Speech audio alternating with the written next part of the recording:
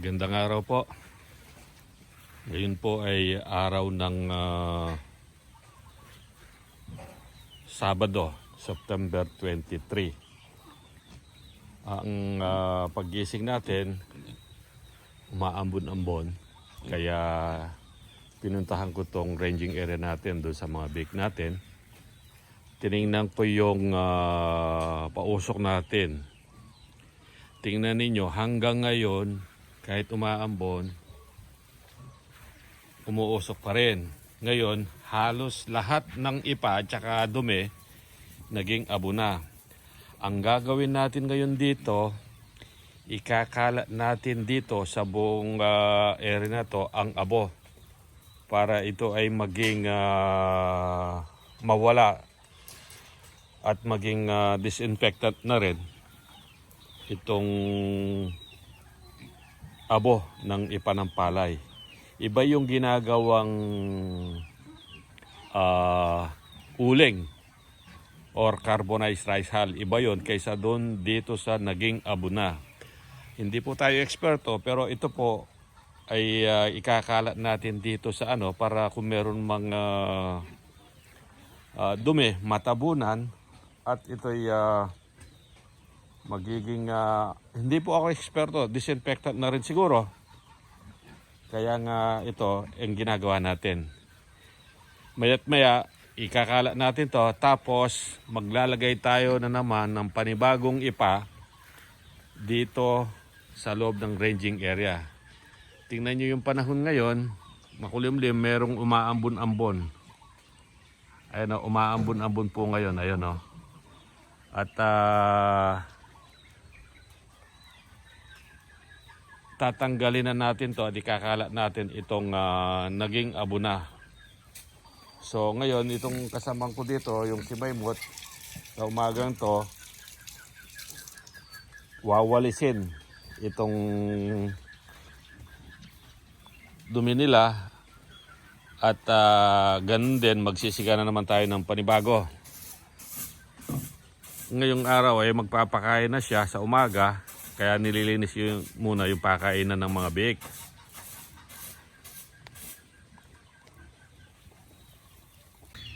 Dito rin sa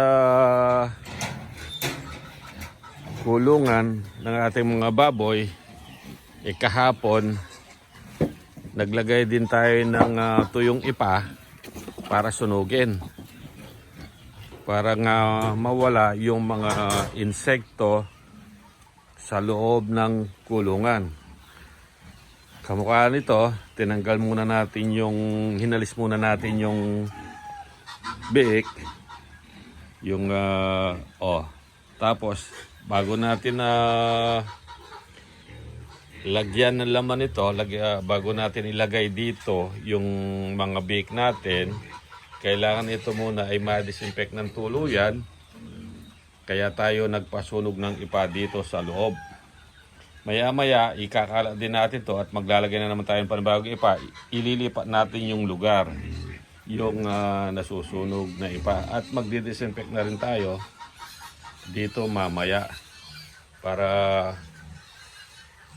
mawala kung meron mang virus or yung mga insekto bago natin ikulong yung mga ibang bake natin. Tingnan po ninyo, yung ranging area ay talagang puro ipato. Pero dahil nga sa halos mahigit isang buwan na to, palaging gumagala rito yung mga baboy natin. Kaya mamaya kapag tumigil yung ulan, magpapalagay po tayo ng bagong ipa. Ayan, nilagyan na naman natin ng panibagong ipa yung nasunog na dumi. Kaya ito ngayon ay panibagong ipa na naman ito. Kaya hindi nangangamoy itong ating babuyan dahil nga dito sa palagi kaming nagsusunog ng ipa. At yung winalis ni yung kasama ko kanina, yung dumi, nilagay dito, ayan, magiging uling na naman, madudurog. Tapos magiging abo na. Tingnan nyo, wala nang dumi na naman, malinis. Kaya okay na okay yung ipa para sa ranging area ng ating mga baboy.